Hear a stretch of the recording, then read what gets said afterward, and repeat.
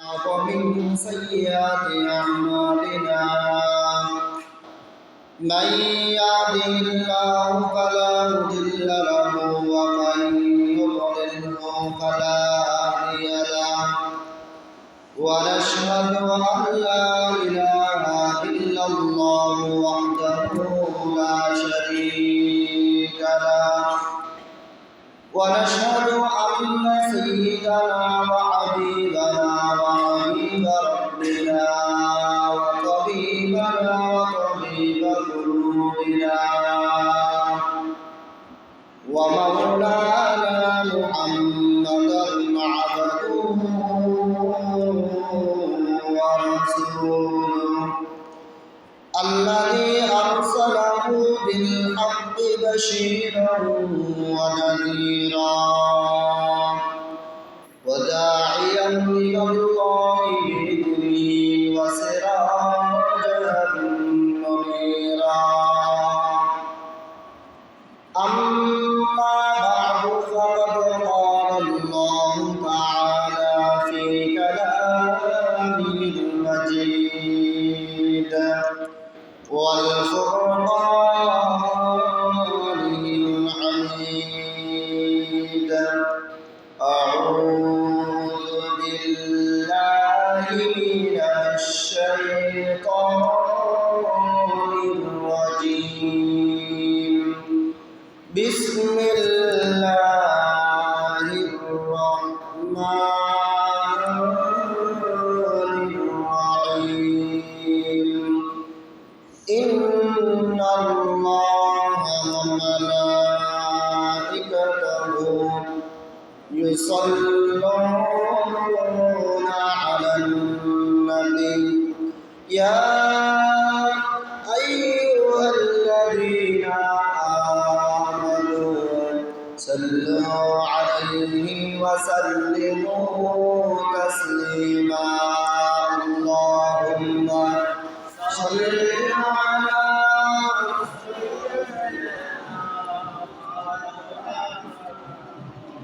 وعلى آل سيدنا مولانا محمد اللهم صل على سيدنا مولانا محمد وعلى آل سيدنا مولانا محمد চিন্তা করে দেখলারে মন রাত্রি গভীর শীতে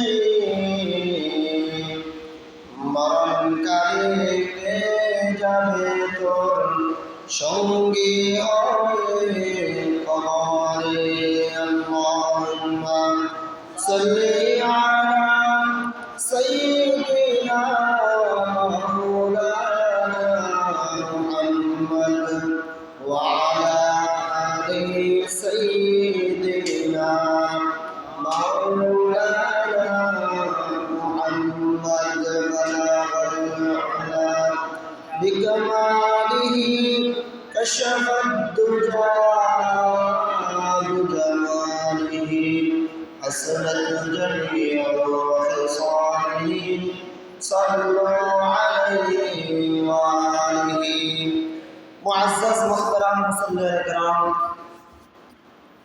পর্দার মুসলমান সদর সম্মানিত আমাদেরা আল্লাহ পাক রব্বুল আলামিনের দরবারে লাখো কোটি শুকর আদায় করছি যিনি আমাদেরকে আজকে সফর মাসের চতুর্থতম জুমা আদায়ের জন্য আল্লাহ তাআলা কোরআন এবং হাদিসের আলোকে জুমার দিন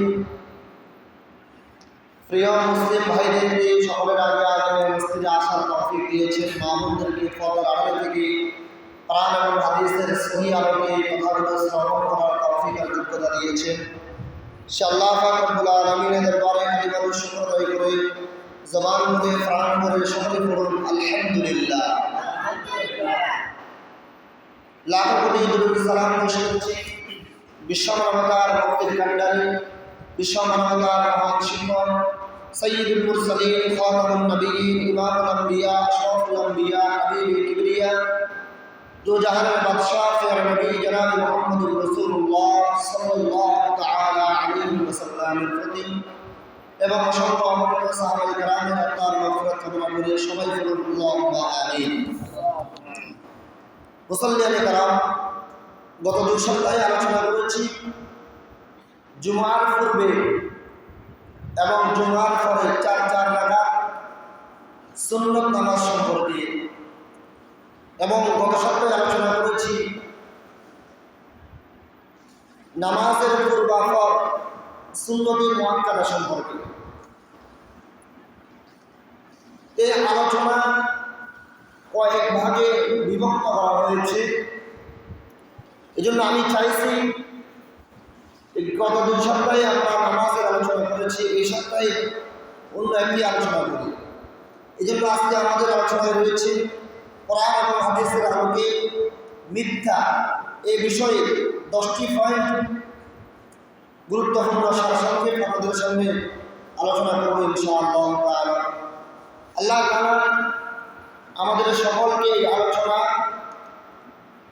বুঝে এবং কোরআন এবং হাদিসের আলোকে নিজের মধ্যে স্থিতিধারণ করার তৌফিক দান করুন, সবাই বলি আমিন। সম্মানিত হাজিরিন, যে কথা যেমন সেটি তেমনই বলার নাম সত্য, আর বাস্তবতার বিপরীত কোনো কথা বলা মিথ্যা। মিথ্যা বলা যেমন একটি গুরুতর গুনাহ এবং পরকালে এই মিথ্যার জন্য কঠোর শাস্তির কারণ হিসেবে আমাদের জন্য দাঁড়িয়ে যাবে এই মিথ্যা, তেমনি দুনিয়াতে এর বহু ক্ষতি রয়েছে, অনেক ক্ষতি। 2-1টা ক্ষতি হলে তো বোঝা যায়, কিন্তু কোরআন আর হাদিস বলতেছে অনেকগুলো ক্ষতি রয়েছে, অনেকগুলো কারণ রয়েছে। মিথ্যাবাদী যে ব্যক্তি, তার উপরে কোনো ব্যক্তির আস্থা বিশ্বাস থাকে না, কোনো ব্যক্তির ভরসা থাকে না, সমাজে তার কোনো ইজ্জত থাকে না, সম্মান থাকে না। এই কারণে কোরআনুল কারীমে সূরা হজের 30 নম্বর আয়াতের মধ্যে আল্লাহ তাআলা বলেন, ওয়াজতানিবু কাওলাজ যুর, মিথ্যা থেকে দূরে থাকো। কারণ মিথ্যা এমন একটা প্রভাব বাক্য, এমন একটা বাজে ভাষা, যেটা বড়রা তো অনেক দূরে আছে, ছোটরা শুনলেও অনেক সময় তাদের রাগ হয়, ক্ষোভ হয়, তাদের মন কষ্ট যায়। যেটা আল্লাহ তাআলা বলে দিয়েছেন, ওয়াজতানিবু কাওলাজ যুর, তোমরা মিথ্যা থেকে দূরে থাকো। তার মানে বোঝা যায় আল্লাহ তাআলা মিথ্যাকে পছন্দ করেন না। রাসূলুল্লাহ সাল্লাল্লাহু আলাইহি ওয়াসাল্লাম মিথ্যাকে পছন্দ করতেন না। তো যে উল্লেখযোগ্য 10টি কারণ বিষয় আপনাদের সামনে পয়েন্ট তুলে ধরব, সেটির মধ্যে প্রথম নম্বর যেটি 1 নম্বর, সেটি হচ্ছে মিথ্যা মানুষকে জাহান্নাম পর্যন্ত পৌঁছায় দেয়। মিথ্যা এমন একটি নোংরা অভ্যাস, যার কারণে মিথ্যাবাদী নানা রকম পাপ, অশ্লীল কাজ, বেয়াপনা, নির্লজ্জের মতো কাজের মধ্যে সে ঝাঁপিয়ে পড়ে। গুনাহের প্রতি তার যোগ বেড়ে যায় এবং শেষ পর্যন্ত সেই মিথ্যা তাকে এমনভাবে নিয়ে যায় এমন জায়গায়, যে জায়গার নাম আল্লাহ তাআলা বলে দিয়েছেন, না আগুন যেখানে আছে তার নাম জাহান্নাম। নাউযুবিল্লাহ। এই বিষয় সম্পর্কে মুসলিম শরীফের 6805 নম্বর হাদিসের মধ্যে হযরত আব্দুল্লাহ রাদিয়াল্লাহু তাআলা আনহু তিনি হাদিস বর্ণনা করতেছেন, عن عبد الله رضي الله تعالى عنه قال قال رسول الله صلى الله عليه وسلم إن الكذب يهدي إلى الفجور وإن الفجور يهدي إلى النار وإن الإنسان ليكذب ويتحرى الكذب حتى يكون كذابا مبينا। হযরত আব্দুল্লাহ রাদিয়াল্লাহু তাআলা আনহু তিনি বলতেছেন, রাসূলুল্লাহ সাল্লাল্লাহু আলাইহি ওয়াসাল্লাম বলছেন, মিথ্যা বলা থেকে দূরে থাকো, কারণ মিথ্যা মানুষকে পাপাচারের পথে নিয়ে যায়, অন্ধকারের পথে নিয়ে যায়, গুনাহের পথে নিয়ে যায়। আর পাপাচার এমন একটা বাক্য, এমন একটা বস্তুর নাম, এমন একটা জিনিসের নাম, যেই পাপের কারণে অনেক মানুষের জিন্দগিতে অনেকগুলা নেক থাকার পরেও মাত্র একটি পাপের কারণে, একটি মিথ্যার কারণে ওই ব্যক্তিকে আল্লাহ তাআলা জাহান্নামে দিয়ে দিবেন। নাউযুবিল্লাহ। একজন মানুষ যখন মিথ্যা বলতে থাকে, মিথ্যাকে সে যখন তার অন্তরের মধ্যে হৃদয়ে ধারণ করে, তখন ওই মিথ্যা তাকে ভালো পথে, নেকের পথে, জান্নাতের পথে থাকতে দেয় না।